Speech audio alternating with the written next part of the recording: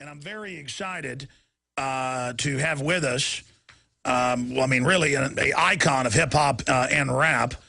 And we're very, very excited to have Prodigy, Mobb Deep on with us. He's a Grammy Award-winning rapper and one half of the hip-hop duo, Mobb Deep.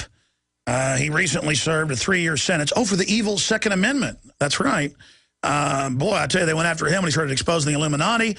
And he was recently featured in the 2011 documentary Rhyme and Punishment, a film that documents hip-hop artists who've been incarcerated. He is the great-great-grandson of founder of Morehouse College, and a new book, My Infamous Life, the autobiography of Mobb Deep's Prodigy. I don't know how long we've got him, because I think we got time zones scrambled, and we're about to go to break. But I've got so many questions for you, sir, and we appreciate you joining us today. Not a problem, Alex, man. I'm a big fan. Well, we're a fan of your work. People constantly ask me, and we're going to go to break here in a minute, about Illuminati. They see Jay-Z, all these rappers doing, all these weird Illuminati symbols and things like that. I know folks are going to pause that now and say, I was making those. I'm making those to show people. That's how they do that online. But the point is, you've exposed them. Bottom line, what's your take on that? I mean, to me, it's definitely not a joke, man. It's a lot of real stuff going on out here in this world. Secret societies are real. It's definitely very obvious, that they're at work, and it's at play in the music industry, in the food industry, politics. Everywhere you turn is everywhere. You just got to read the signs. You know what I mean? The writing on the wall, basically, is all in front of your face. You know what I'm saying? Yeah, once people just learn about it and do a little research about it all, they'll be able to see, like, oh, wow, I understand what's going on. You know what I mean? Absolutely. You've got the floor. Lay it out. Break it down. I mean, this reported letter, when you were set up and sent to prison for exercising your Second Amendment rights, I mean, did you write this letter? And because it's very poignant, and, I agree with much of it. So you got the floor. Yeah. I wrote a lot of letters while I was in there, man. I was doing this thing for Vibe magazine, just writing letters from prison, just expressing myself and things I wanted to get off my chest, things that were on my mind, and I wanted to let people know. And I wanted to show them, even though I was inside, locked in a prison, I wanted to show them that I still had no fear in my heart, about speaking my mind and letting people know what time it is. There's no reason for me to fear, because it's really nothing. There's nothing they can do besides kill me, and I'm not afraid of that. You know what I mean? Like, I don't think right now they at the point where they would take it that far. I think this plan that they got into effect, and it's been in effect for hundreds of years or whatever, I think it's so embedded in people's brains now. They got people so brainwashed in this world that they don't even really care anymore. You know what I mean? About people like Alex Jones, people like Prodigy. Like, they're like, go ahead and tell the people all you want. We got these people so brainwashed, there's nothing you guys can do about it. That's how they feel. You know what I'm saying? And when I say they, I mean, the power and the structures that's in place, that's there to control us. You know what I mean? Absolutely. I mean, looking at it, well, it's twofold. 30, 40 years ago, if you talked about this, they would give you a fast-acting cancer. They would kill you. It's on record. Much of it's been declassified. But people still had courage and got the word out. And so because so many people spoke out, they've now flipped it and said, okay, we're growing the opium in Afghanistan. Okay, we're shipping the cocaine in. Okay, we're shipping the guns into Mexico to blame the Second Amendment. And so they've decided to just go with the revelation of the method instead, because they're desperate. But if we really try to shake people out of their trance, as you and others are doing across the board, we can beat them if we can get people out of the trance they're in. Yeah, definitely. At the end of the day, I always say, like, God always wins at the end of the day. You know what I mean? Good always going to beat evil at the end of the day, man. No matter how bad it's looking, you know what I mean? No matter what's going on, you know what I mean? Good is always going to win. You know what I mean? But right now, you know what I mean? The devil definitely got the world in the headlock. You know what I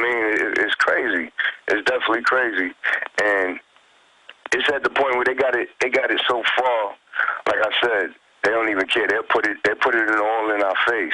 You know what I mean? It's the information age. It's everywhere. It's all over the internet. What's going on? You know, it's all in these books. It's in movies. It's in, you know, it's all over the place. And they got people so brainwashed.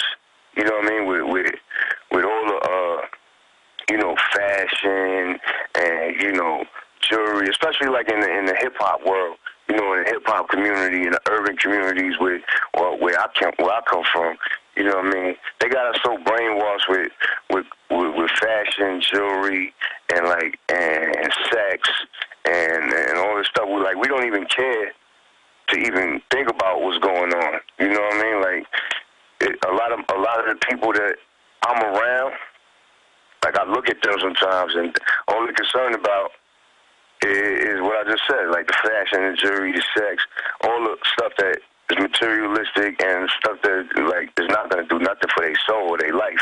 Well, you've had it all, and you know, it's not like I've had it all, but I mean, I've had a lot of success, gotten to meet most of the famous people in Hollywood at one time or another, and once you meet them and find out that it's nothing, it's not fulfilling. What is fulfilling is having truth and information and decency and honor. And but for folks that have never really had some form of notoriety or fame, which you've had much greater than I have, they can't understand it. They're always scrambling for it, reaching for it. Do you agree with that statement? And what can you say to young people and others that feel unfulfilled because they're not somebody making $10 million a year like a top rap star? Man, I would say it's not all about that, man. Life is not about you know, that chasing that dream.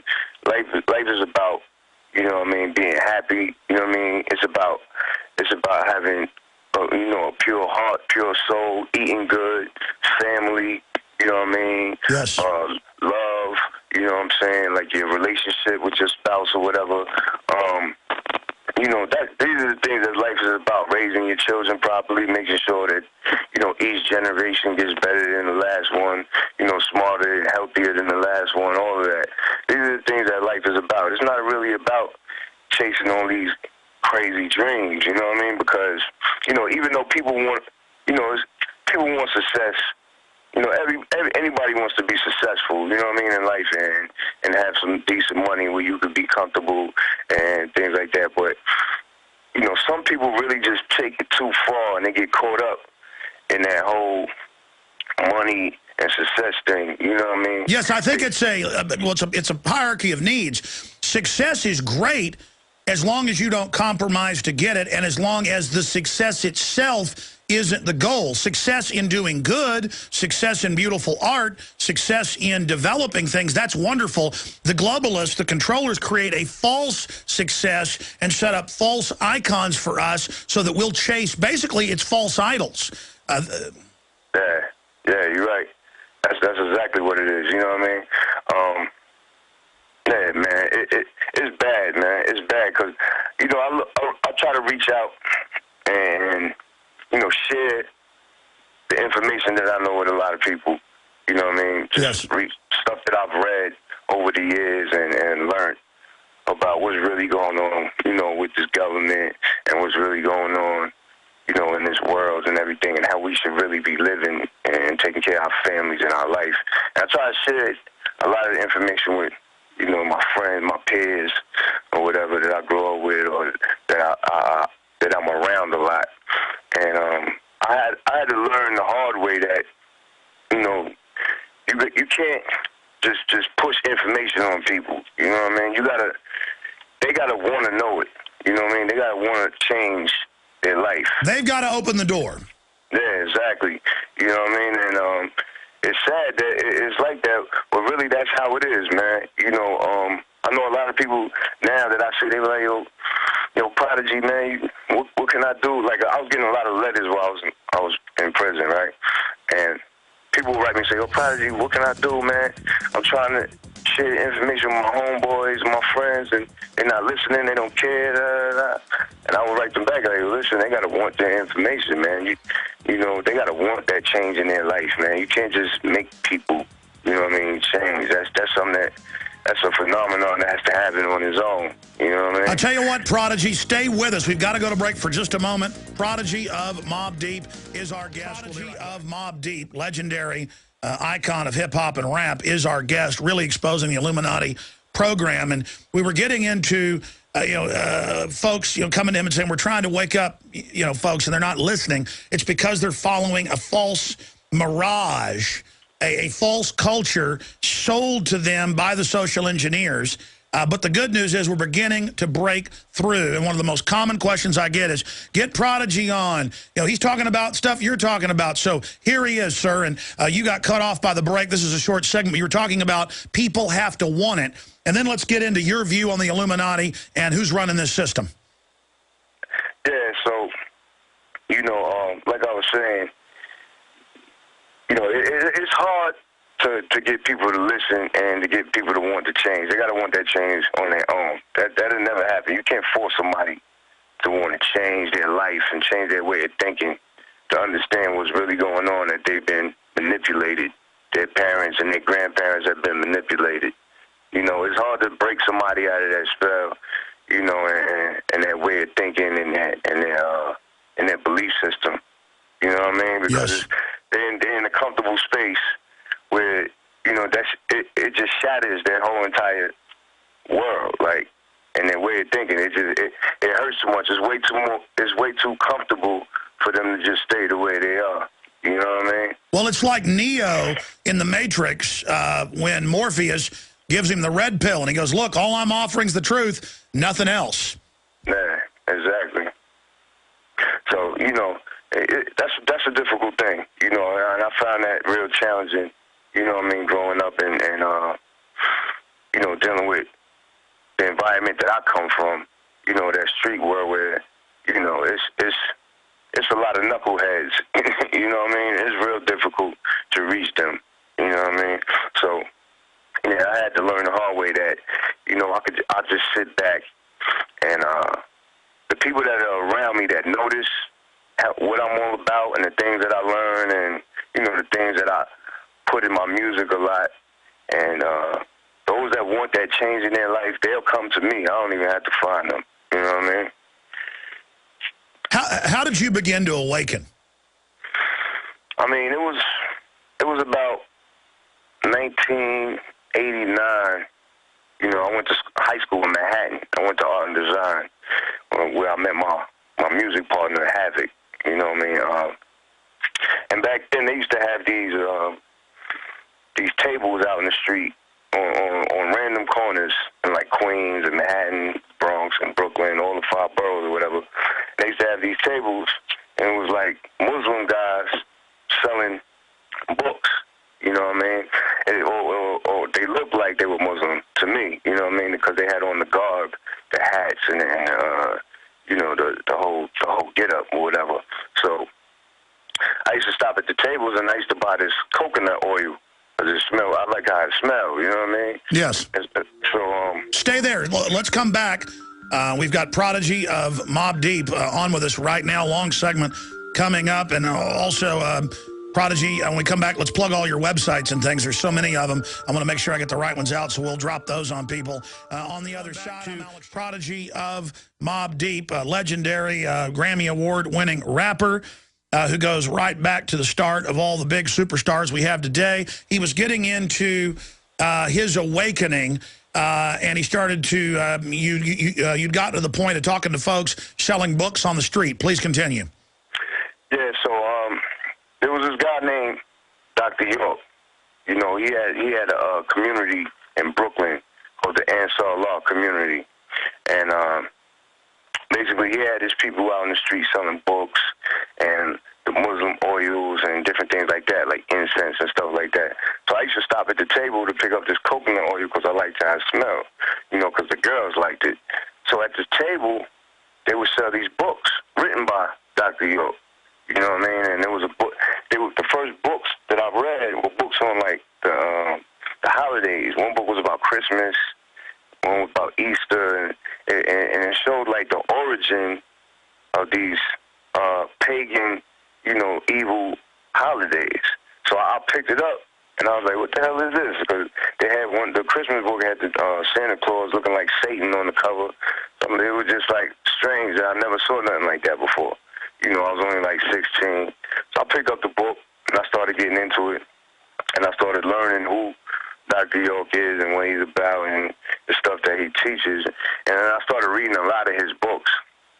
And I realized that, you know, this dude was basically teaching, you know, people, especially black people, you know, about our origin and where we come from and how we, you know, we have a great history in this world and how we were, like, basically brainwashed, you know, and soul-washed of all of our history and of who we are and everything. Well, that's right. If you go back to Roman times, no one looked at and said black men were inferior.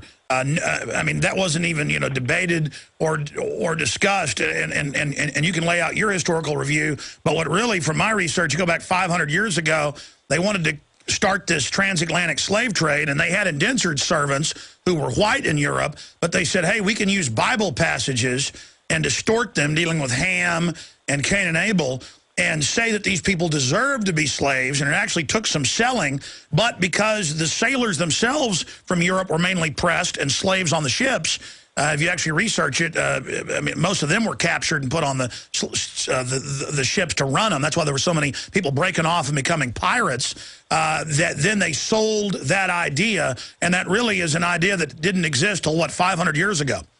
Yeah, exactly. You know, they flipped it in a lot of the Bible, so-called Bible stories and all that, or whatever. So, you know, Dr. York was just putting it out there, you know what I mean, and really, you know, exposing it to the world, you know, and sharing the information with everybody and accepting everybody also. You know, no matter what color you are, no matter what race you are, he was teaching that this is information that need to be, you know, just that needs to be put out there, needs to be learned, that can help save your soul. When did you start learning about the Illuminati? Because you told me you've seen the Obama deception, you know, the radio show. I said, well, what's your favorite clip? And you said the Bohemian Grove, the David Gergen situation. Yeah. I mean, through his books, you know, through Doc's books, that's how I learned about it. That's how I bumped into it.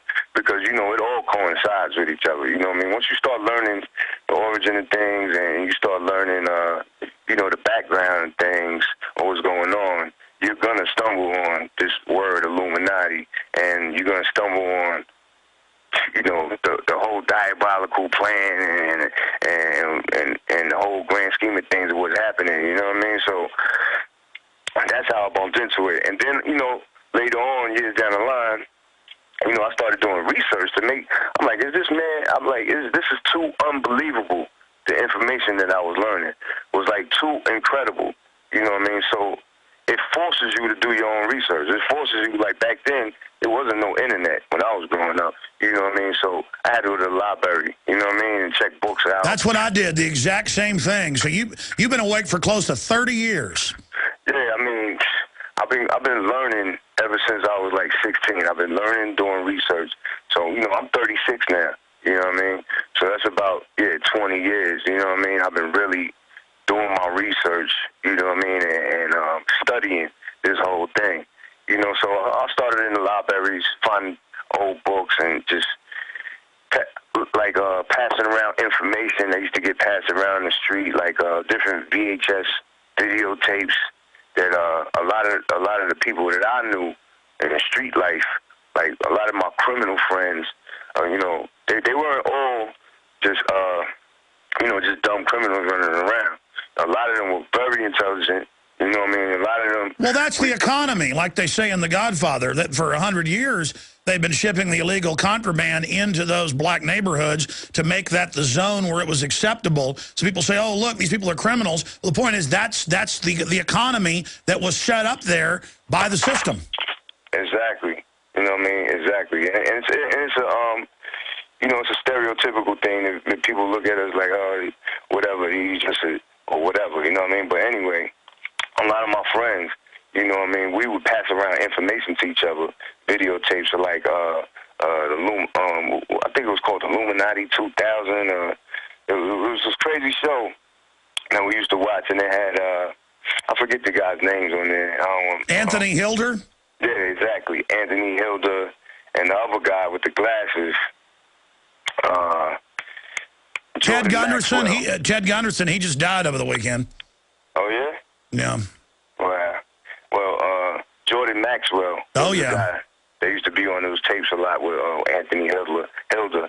So we used to watch those. We used to pass them around, and this is how we got more into it. We like, damn, I started seeing these tapes. I'm like, hold up. This is the same thing that Dr. York was talking about. So the dots started connecting. You know what I mean? When the internet came around, I would research all the things that I was learning from Hilda, Maxwell, York, and from everybody. Then I bumped into your information, Alex Jones. And I'm like, wow, everybody is saying the same thing. You know what I mean? It got to be real. You know what I mean? And we'll look at Skull and Bones. ABC got footage. They're worshiping Satan, doing mock human sacrifices. Then I go into Bohemian Grove. Here are the Christian conservative leaders and corporate leaders worshiping a big stone owl and bringing male prostitutes in. And people are like, oh, let them have fun. The point is they're not who they say they are out in the public. Yeah, they're doing all this ritualistic murder and rituals on little, they molesting little kids, doing satanic sex rituals. Like, this stuff is really going on in this world. Like, you know what I mean? You got sick people like Jeffrey Dahmer and different people like that.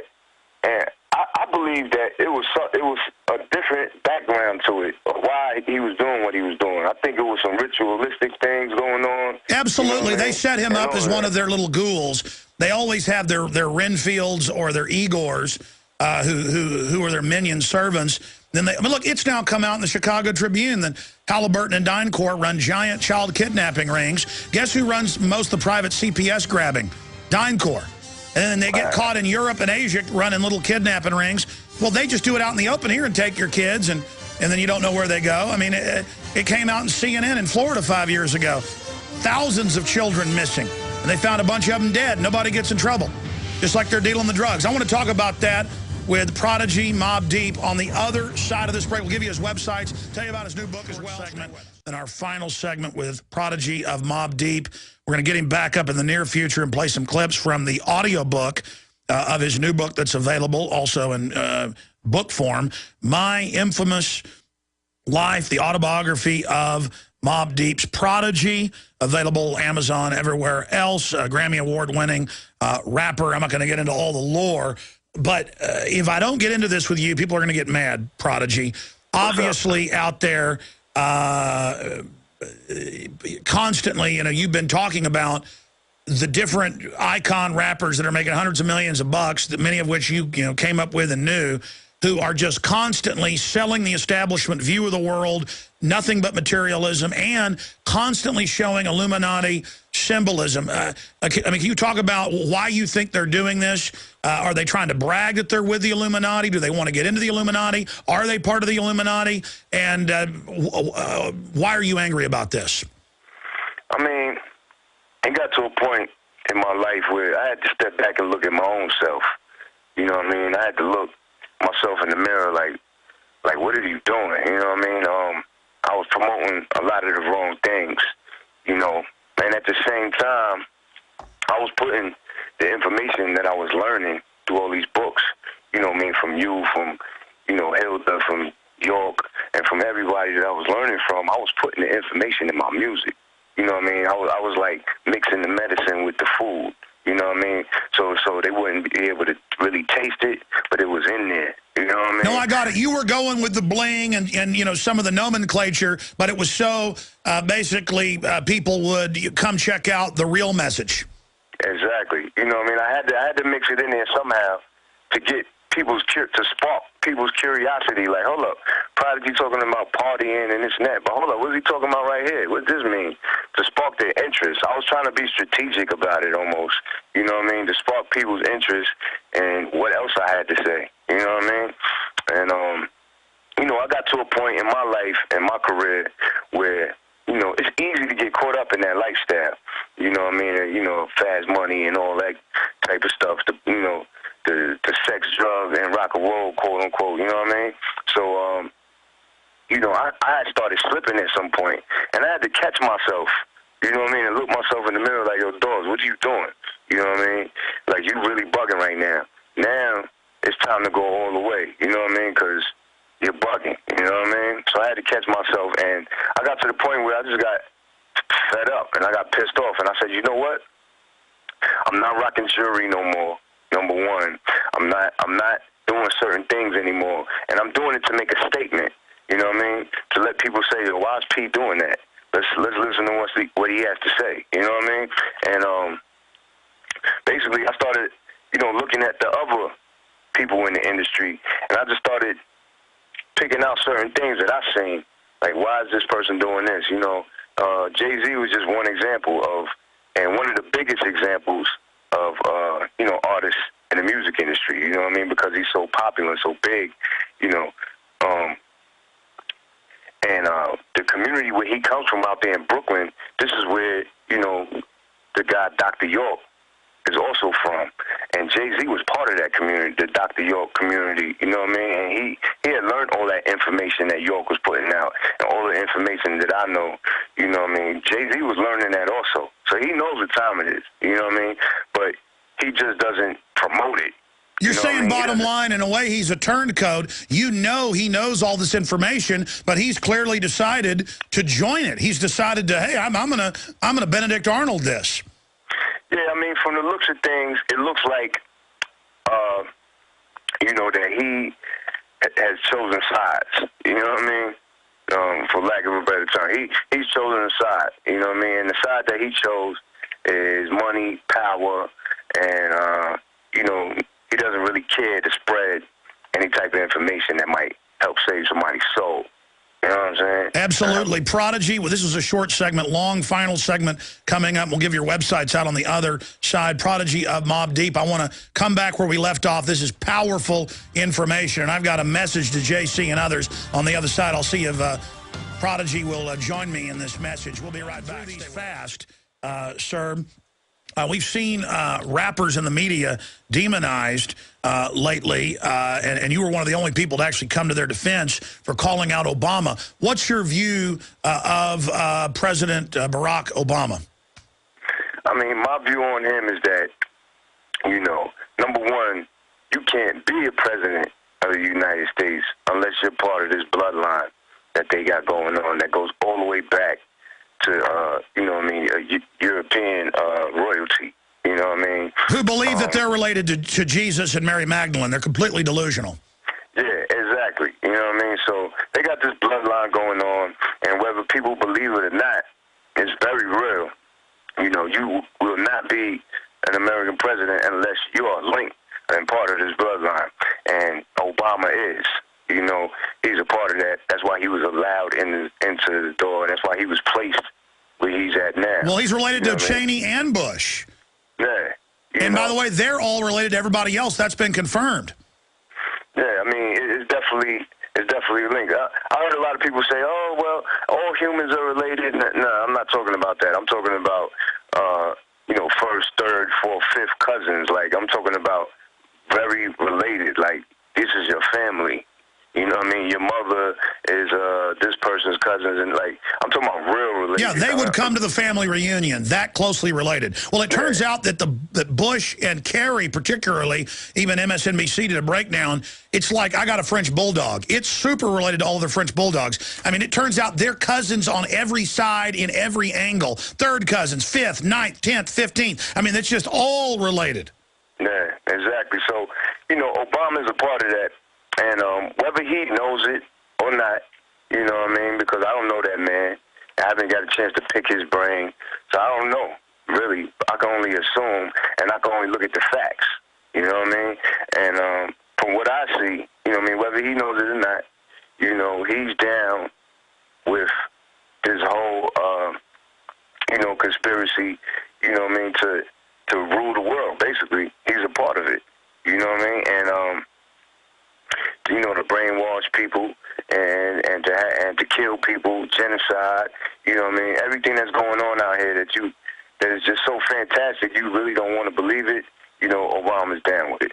Well, Prodigy, what about the fact that he increased the funding for the basically forced abortions and population reduction in Africa?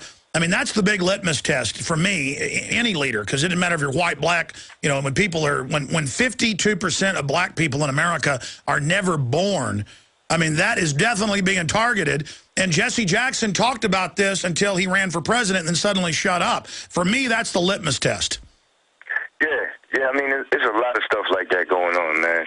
There's definitely a lot of stuff like that going on. And, you know, it's sad, man. It's sad that, you know, when the election time was going on, when, you know, Obama was running for president, I was looking at all the candidates, and, you know, I'm like, wow, this is really a black candidate. Like, you know what I mean? It was amazing to watch that, you know what I mean? Because, you know, I'm black. I'm proud of my heritage, and it would be nice to see that, you know what I mean? That would be a beautiful thing.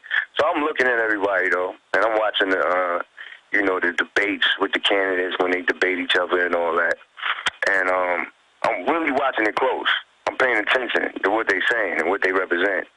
And I seen this dude, Ron Paul, and certain things he was saying, you know what I mean? And I was like, hold up. Ron Paul is the only one up there, like, really exposing people. Like, he's really saying something. Nobody else is saying nothing like him. You know what I mean? And the whole media came after him. One of my staff got a professional poll call the other day, and it was computerized, and they had the Republican candidates 1 through 7 with Ron Paul at the end. He tried to vote for Ron Paul, and it wouldn't let him vote. And they've caught Fox News dubbing in boos over him when he wins the big straw polls. Absolutely. I mean, that's where you can tell. If the media is behind somebody, then you know they're bad. If the media is against somebody, you know they're good. Exactly. You know what I mean? So I had put it out there. I started doing interviews. They were like, yo, Prodigy, who you vote? You voting for Obama? Because it was a popular thing in the rap community. So, vote for Obama, the first black president. He'll be the first black. You know, that was real popular, and a lot of people just followed like sheep. You know what I'm saying? So they asked me on the radio, would you vote? Who you voting for? I said, if I was to vote, I would vote for Ron Paul. You know what I mean? And they were like, what? They couldn't believe I said that. You know what I mean? Like, everybody in the hip-hop community, they were just like, oh, Prodigy, you crazy. The first black president, he's black. Vote for him because he's black. I'm like, you don't vote for a person because he's black, first of all. You know what I mean? You vote for a person, you know, no matter what their color is, you vote for them because of their intelligence and what they say they're going to do, and, you know, what they are doing, and you know what I mean? Exactly. You don't judge somebody by the color of their skin, but by the character of their deeds. Exactly. You know what I mean? So this is what I was promoting to people, and they tried to, like, almost demonize me, or like say, oh, Prodigy's crazy. What's wrong with this guy? He's just ranting, and he doesn't know what he's talking about. You know what I mean? He's a conspiracy theorist, and he does this and he does that. I'm like, wow, there's that many crazy people in this world. Well, hey, look who's been proven right. Continued the wars, the torture, the spying, the banker behavior. I mean, it's like Bush 3 here, or I guess Bush was really part 3 of his dad, so I guess it'd be part 4 or 5, Bush 5 here, because we all know that when Reagan was running things, that it was really Bush Sr. Talk about a wicked devil on that front. Running through a bunch of questions here, and I'm glad Ron Paul was on my list here. Let's talk a little bit about 9/11. What's your view on 9/11? 9/11 was basically a setup, you know what I mean, by definitely by, you know, this thing called the Illuminati. You know what I mean? That's another thing I want to touch on real quick. Illuminati is just a word, first of all. You know what I mean? It means to be enlightened, you know, the illuminated ones or whatever, right? You know, the original Illuminati, that original concept, you know what I mean, it comes from, you know, the essence in Egypt, in ancient Egypt. You know what I mean? The original Masons, you know what I mean? The Egyptian mystery schools. Exactly. It comes from us. And they took our information, basically, and they're using it for evil. You know what I mean?